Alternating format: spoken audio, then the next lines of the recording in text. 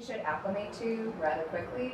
He might walk a little drunkenly at first, but if a couple days go by or...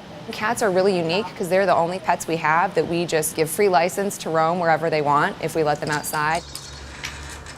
People who've said that they want to track their cats think they know generally where their cats go, and it seems that most of the time they're not right about where their cat goes.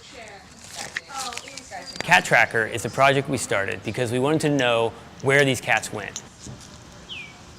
Cats are known globally as a big threat to conservation because they kill so many animals. But in the United States, there are a lot of predators running around. So we wanted to know how far are these cats going into the natural areas, and are they actually a threat to our native wildlife that lives there? Oh, so without the whole notice. We're working initially in the North Carolina area where we have tracker units, and we're loaning them out to people to put on their cats for a week or two at a time. So far, most of the animals are staying pretty close to home, but certainly they are making some side trips. They're visiting other houses, which is pretty interesting, so we're starting to wonder, what's luring them, and some of them are starting to go into some of the natural areas around their houses as well. Frozen?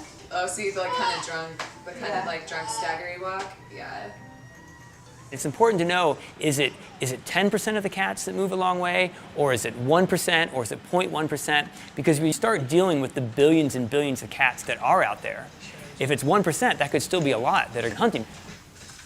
When people find out where their cats have gone, they generally react with a lot of shock to see where Fluffy Pants went. And they almost feel betrayed or shocked. Their responses are always like, oh my goodness, I am going to have to talk to that cat.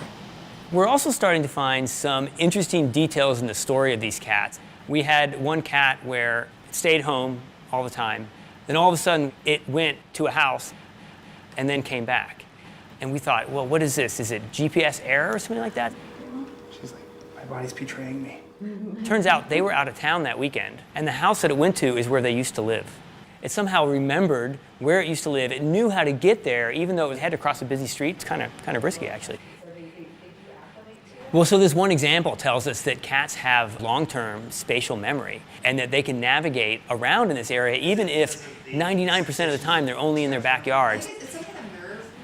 What we want to do is really crowdsource this, take this into the world of citizen science, so it's not just a few scientists tracking a handful of animals, but hundreds of volunteers tracking hopefully thousands of cats.